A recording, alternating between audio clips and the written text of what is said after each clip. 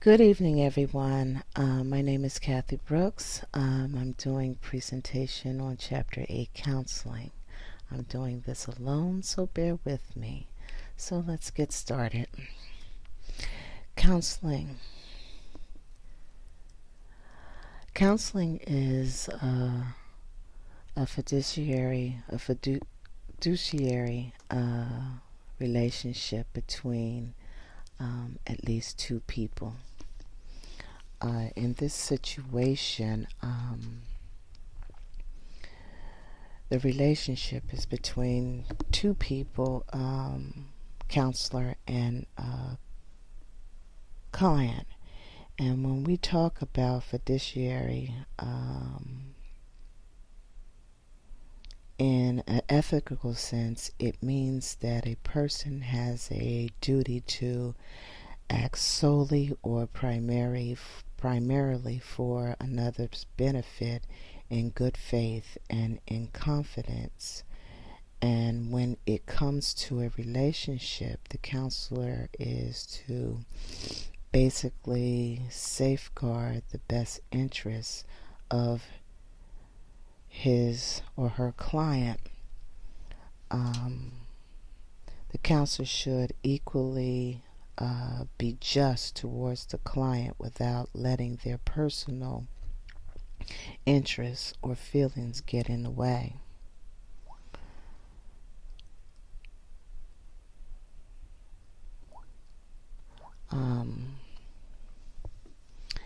In a counseling session or counselor's responsibility, they basically focuses on the mental health of a client or clients.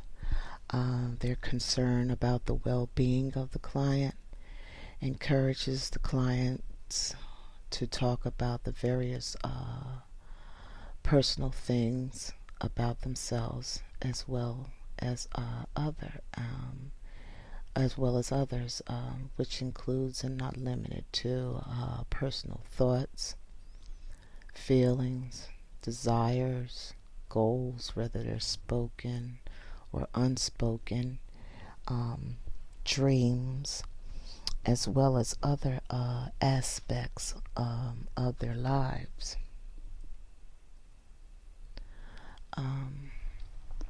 These things can be very frightening to talk about, making the client feel very vulnerable, especially if this is the first session for a client who have never been exposed to a counseling session, and they don't know what it's about or what it's like or what to expect. So it's important that a therapist or a counselor to try to maintain a level of trust with their clients, respecting the privacy and the content of their sessions, respecting the autonomy of their clients, and in other words, meaning anything that the client discloses to the counselor.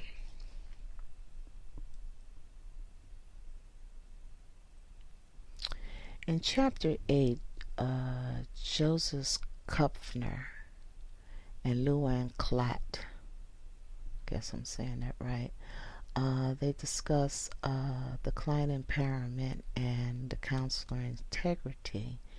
And they describe it as the integrity of a counselor can be challenged when the empowering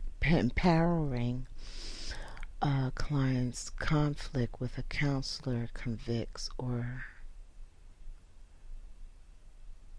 values, convictions or values. Ethical conflicts may occur on the level of a particular choices or choice, attitude, or basic values.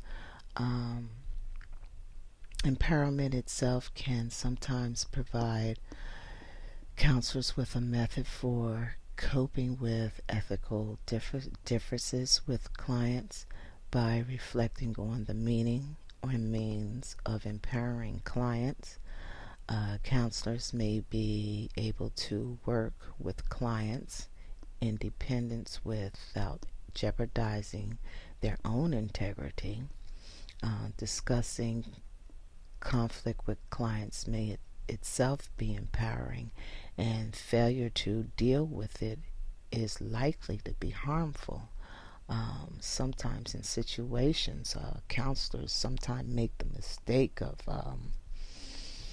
bypassing certain issues and not deal with the issues at hand, and that can create a lot of chaotic situation within sessions by not dealing with certain situations. And so counselors sometimes have to be mindful that sometimes they need to deal with certain conflicts as they arrive, so they can be dealt with and not create problems down the line.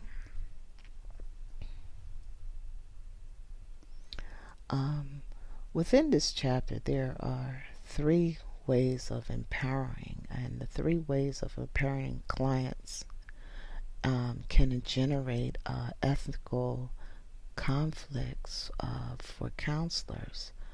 The first one being particular choices. This is the first value conflict when choosing particular actions. However, I'm going to give example, at least for the first 2, that's kind of in the middle. It's not a direct conflict, but it's not a direct resolution. It's kind of like in the middle. So bear with me. The client presents a case or a situation in which the counselor thinks differently. The counselor's job is to get the client to weigh his or her options and makes a decision for themselves. The client has to reflect on themselves for the responses they give to the client and come up with a legitimate reason why they object with the client in the first place. In short, the client has to realize that they can act with integrity while helping a client to make a decision autonomously. An example can be used like in the book, if a client is getting divorced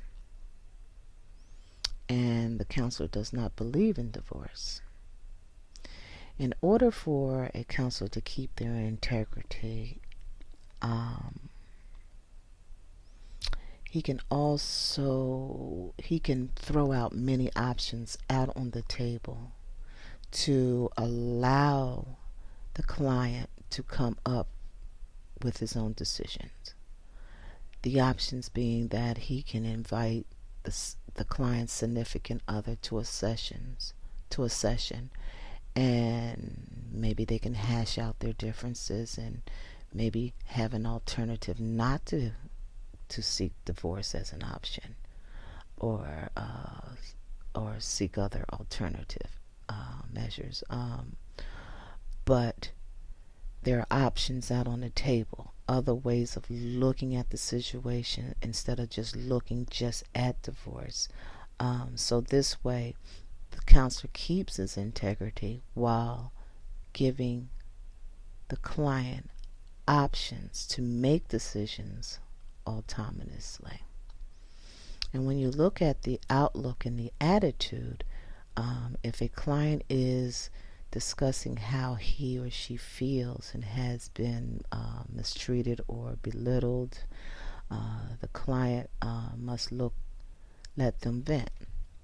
The only way to make things better if the client takes control over their own life. He or she must change their outlook on life and begin to take better care of themselves, just to begin the process. And when you look at this, the counselor's job here in this situation is to redirect that negative behavior and get the client to look at the situation from a different angle. Again, here, the counselor keeps his integrity by allowing the client to look at other options in a different way, to where it makes the client makes things look make sense and understanding, where things make better sense and understanding to the client, so that the client can have a better outlook and attitude and understanding on what has happened to them, as well as their feelings and emotions and even their thoughts. And this is about the healing process. So this way the client is getting what the client needs as far as options and looking at things in a different way, while the counselor is keeping his integrity. Now we go down to the basic values, which branches out into the first and second order of autonomy. The basic value is basically, this examines the counselor's autonomy and objective of empowerment. So let's go to the first and second order of autonomy. The first and second order of autonomy, the first is a relevant choice and exploring the values. The second is criticizing its own values. The first order of autonomy, breaking down a little more, is having freedom to make a decision and to be able to speak freely on a situation and be heard. The second order of autonomy is to be able to think critically about the promises and commitment one makes. Also to look back on their own value and decipher the good learning lessons or what you gain from it. So when we go back to the basic values of this, the book gives a good example of that. If a counselor and a client have different religions, and the client religious beliefs or values are at odds with the counselor's, if the counselor decides to go with the second order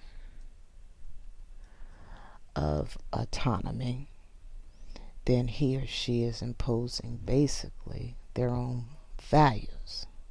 So therefore,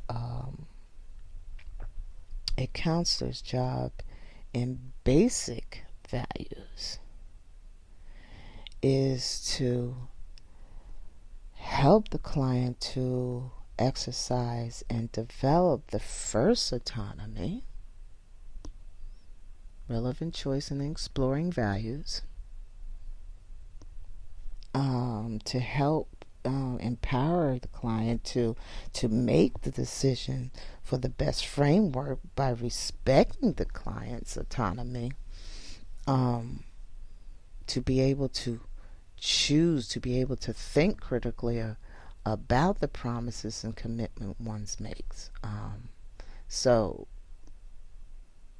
therefore, when you look at all three of these, the basic choices, the outlook and the attitude, and the basic values, the counselor can act with integrity, empowering the client to make the decisions autonomously. Otherwise, there would be conflict. This is what counseling is all about. It's about helping the client to help themselves with no personal attachments or input.